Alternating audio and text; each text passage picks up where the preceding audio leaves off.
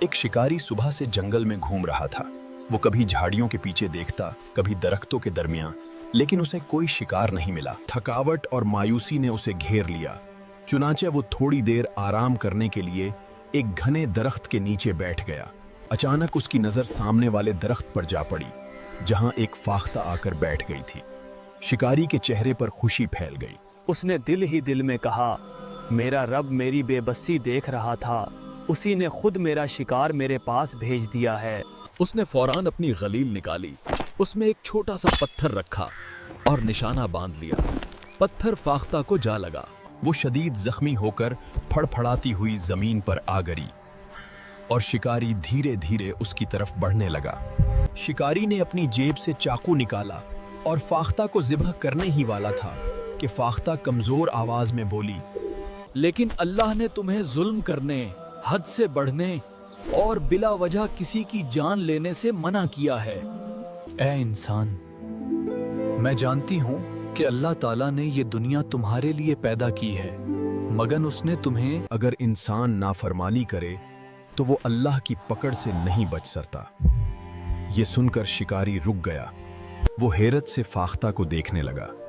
فاختہ نے کمزور مگر پور اثر آواز میں بات جاری رکھتے ہوئے کہا، میرے 4 ننھے بچے ہیں جو ابھی صرف چند دن کے ہیں، ان کی ماں صرف میں ہوں، تو ہی میرے بچے بھوک اور پیاس سے مر جائیں گے۔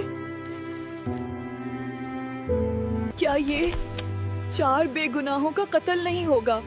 یہ وہ دن ہے جب پرندے انڈے دیتے اور بچے پالتے ہیں۔ ان دنوں شکار نہیں کرنا چاہیے۔ میں نے تمہیں تکلیف دی، یہ بہت بڑی غلطی تھی۔ اے فاختہ، تم نے میری آنکھیں کھول دی ہیں، میں تمہیں نہیں ماروں گا، پہلے تمہارا علاج کرتا ہوں۔ اس نے فاختہ کے زخم پر مرہم لگایا، اسے دانہ اور پانی دیا۔ کچھ دیر بعد فاختہ نے سکون کا سانس لیا اور اپنے پر ہلانے لگی۔ اب مجھے اپنے بچوں کے پاس لے چلو، جب تک تم ٹھیک نہیں ہو جاتی اور تمہارے بچے بڑے نہیں ہو جاتے۔ میں تم سب کی دیکھ بھال کروں گا، کیونکہ تمہیں زخمی کرنا میری غلطی تھی اور اب تمہاری حفاظت میرا فرض ہے۔ فاختہ آہستہ آہستہ اڑتی، پھر بیٹھ جاتی۔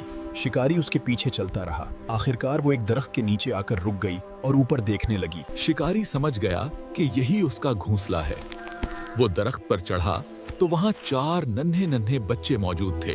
اس نے احتیاط سے گھونسلہ اٹھایا اور نیچے آ گیا۔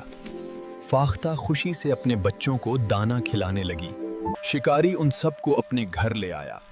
وہ روزانہ ان کی دیکھ بھال کرتا، انہیں دانہ دیتا، پانی پلاتا رہا۔ وقت گزرتا گیا، فاختہ صحت مند ہو گئی اور اس کے بچے بھی بڑے ہو کر اڑنے لگے۔